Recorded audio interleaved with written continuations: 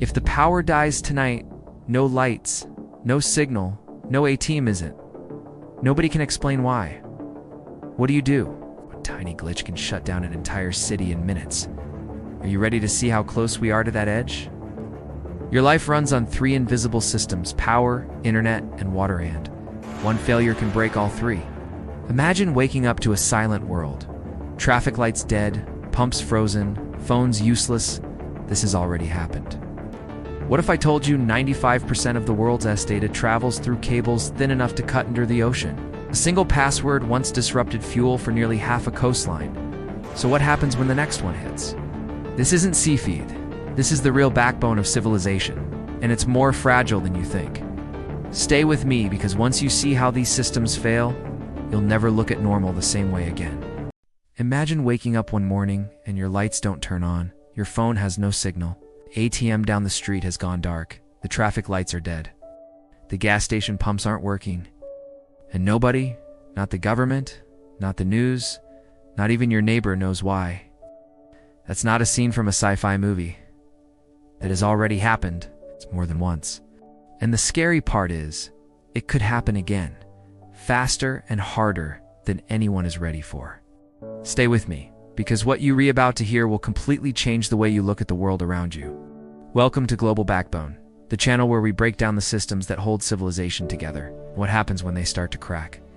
If you're new here, hit that subscribe button right now, because this is exactly the kind of content we cover every single week.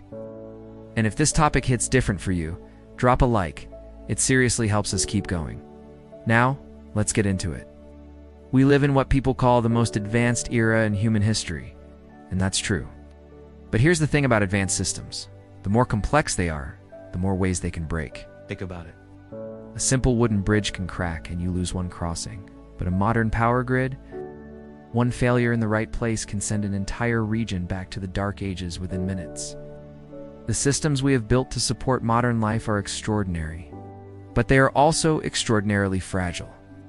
And the evidence for that is hiding in plain sight in the stories that most people forget about a week after they happen. Let's start with the one that should have been a permanent wake-up call for North America. August 14th, 2003. It was a hot summer afternoon in Ohio. Nobody was panicking. Nobody thought anything was wrong. And then, a software bug. Yes, a software bug, in a single control room, caused a chain reaction that nobody saw coming. A few power lines sagged into overgrown trees. Those lines tripped. The automated systems that should have rerouted the power had an alarm that wasn't working again, because of a software glitch. So operators didn't even know there was a problem. And while they were sitting there unaware, the stress on neighboring lines kept building. Within 2 hours, 55 million people across 8 US states and the Canadian province of Ontario lost power. 55 million people. Airports shut down. Subway systems stopped mid-tunnel. People were trapped in elevators. Hospitals scrambled to switch to backup generators. Water treatment facilities couldn't pump clean water, so financial cost was estimated between $4 and $10 billion. All because a tree wasn't trimmed and an alarm wasn't working. That's the world we live in. The margin between normal life and total darkness is sometimes just one untrimmed branch. But the 2003 blackout, as massive as it was just a preview. Fast forward to February 2021. Texas, a state that takes a lot of pride in being self-sufficient, including having its own independent power grid, a grid that is literally not connected to the rest of the country, by design, so it wouldn't be subject to federal regulation. That decision, made decades ago, came back with devastating consequences. A record-breaking Winter Storm Uri, pushed temperatures down to levels that Texas had unseen in over 30 years. And the power grid buckled. Natural gas pipelines froze, wind turbines iced over, coal plants went offline, nuclear plants went offline, and the grid operator, ERCOT, had to make a brutal choice. They implemented rolling blackouts to prevent the entire grid from collapsing into a total uncontrolled failure, a scenario so catastrophic that officials later admitted it could have left Texas without power for months, not days. In the end, millions of Texans were without heat and sub-zero temperatures. At least 246 people died, and many experts believe the real death toll was far higher. Pipes burst, water systems failed, people burned furniture to stay warm. Elderly residents froze in their homes. And here's what made it all worse. This failure was not a surprise to the engineers who understood the system. After a similar, smaller cold snap in 2011, reports warned Texas to winterize its power infrastructure. Those warnings were largely ignored. The system was not upgraded. And 10 years later, the bill came due, paid in human lives. Did you know that 99% of all international internet traffic travels through cables buried deep under the ocean? That's right, the entire global network, the lifeblood of our modern world, relies on a handful of fiber optic wires lying on the seabed. It's an incredible feat of engineering, but it's also incredibly fragile. Think about it. We send emails, stream movies, and connect with people across the globe in an instant, all thanks to these submarine cables. But what happens when one of them breaks? Well, we got a shocking real-world example back in 2022. A massive volcanic eruption near the island nation of Tonga severed its only undersea cable, plunging the entire country into an internet and communication blackout that lasted for over a month. Imagine that. No connection to the outside world. Families couldn't contact loved ones, businesses ground to a halt, and access to essential information vanished overnight. The Tonga event was a stark reminder of just how vulnerable our hyper-connected world truly is. These cables face constant threats, not just from natural disasters like volcanoes and earthquakes, but also from ship anchors, fishing trawlers, and even sharks who seem to enjoy chewing on them for some reason. While countries with multiple cable connections might only experience a slight slowdown if one goes down, for isolated nations like Tonga, the consequences are catastrophic. Repairing these cables is a monumental task. It requires specialized ships that can cost tens of thousands of dollars a day. And the process of finding the break is pulling the cable up from kilometers below the surface and splicing it back together can take weeks. So, while we enjoy the magic of instant global communication, it's important to remember the fragile infrastructure that makes it all possible. The internet isn't just in the cloud, it's at the bottom of the ocean, and protecting it is more critical than ever. What do you think we can do to make our global network more resilient? Let me know in the comments below. Thanks for watching. And don't forget to subscribe for more deep dives into the technology that shapes our world. You might be thinking, okay, that's a small island. What about major global regions? Well, in 2008, multiple undersea cables in the Mediterranean were cut within days of each other under still debated circumstances. This disrupted internet service for tens of millions of people across the Middle East, India, and parts of Africa. More recently, in early 2024, cables in the Red Sea were damaged, reportedly by Houthi activity, cutting off a significant portion of data traffic between Europe and Asia. Major tech companies and internet providers had to reroute traffic thousands of miles the long way, around the southern tip of Africa. Think about that for a second. Global internet traffic was literally being rerouted around an entire continent because of cable damage in a conflict zone. This isn't some hypothetical risk. This is happening right now. And here at Global Backbone, that's exactly the kind of thing we believe you deserve to know about. Now, let's talk about power grids, because what's happening to electrical infrastructure around the world is genuinely alarming. The United States grid is old. Most of it was built back in the 1950s and 1960s with a projected 50-year lifespan. Do the math. The American Society of Civil Engineers recently gave the U.S. energy infrastructure a grade of C-. That means it's mediocre, aging, and in desperate need of serious investment. The grid was designed for a world of centralized coal plants and predictable demand. Today, it's being asked to handle electric vehicles, massive data centers that consume enormous amounts of power, more frequent extreme weather events, and an increasing share of intermittent renewable energy like solar and wind. The load on the system is growing, the infrastructure is aging, and the investment needed to truly modernize it runs into the trillions of dollars. While that debate plays out in Washington, the grid keeps getting older and the risk of failure just keeps climbing. Europe is dealing with its own version of this crisis.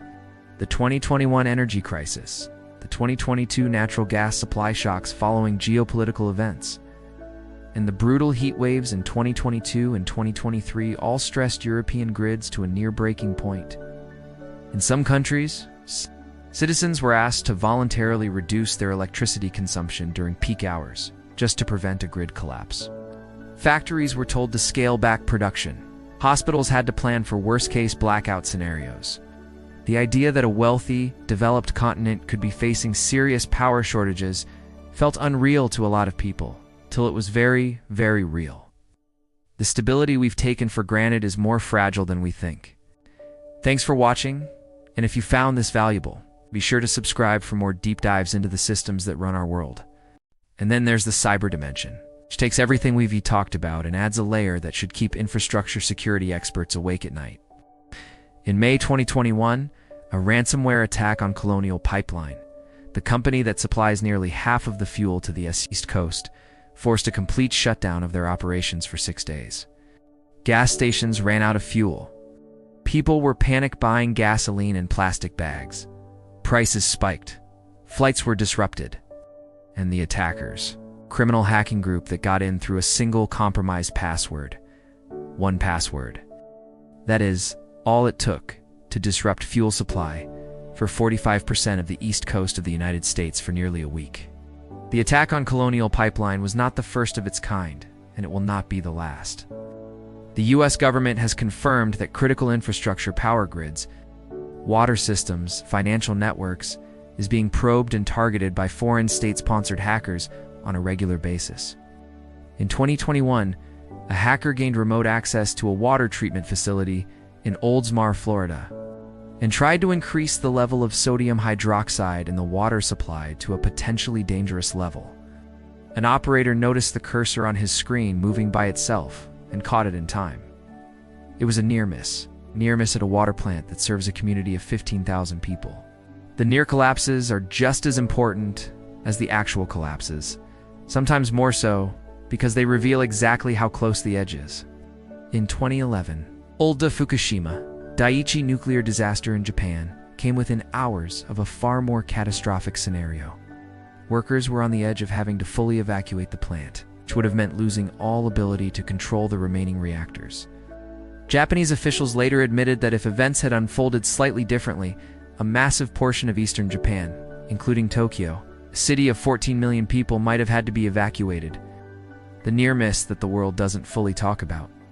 And it was not a failure of the nuclear technology itself, it was a failure of backup diesel generators that were placed in a flood zone, a decision made years earlier, an infrastructure decision.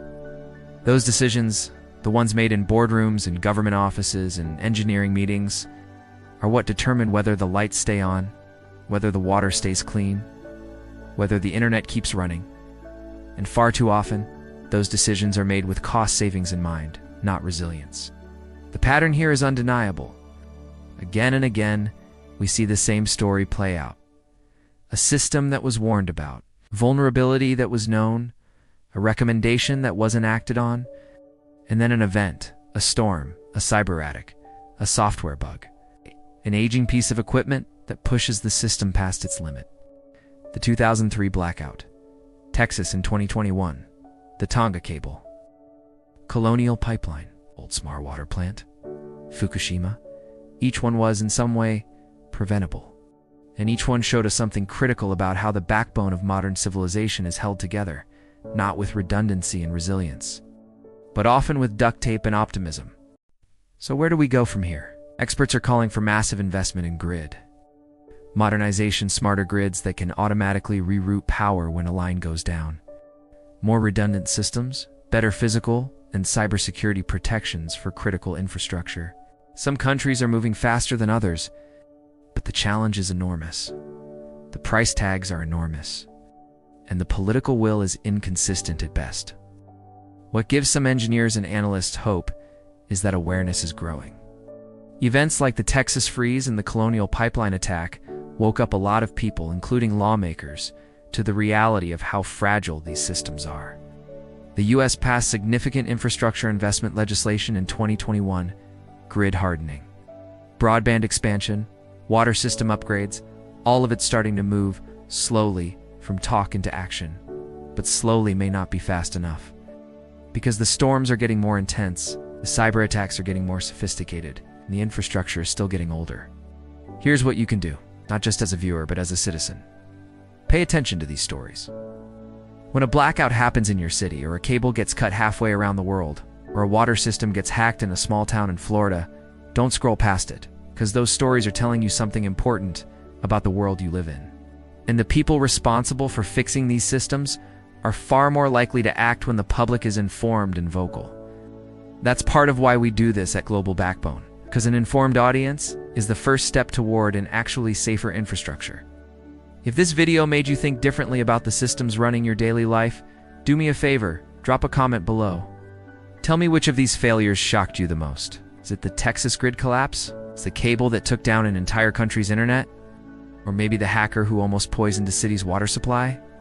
I read every comment, and I genuinely want to know what's hitting hardest for you.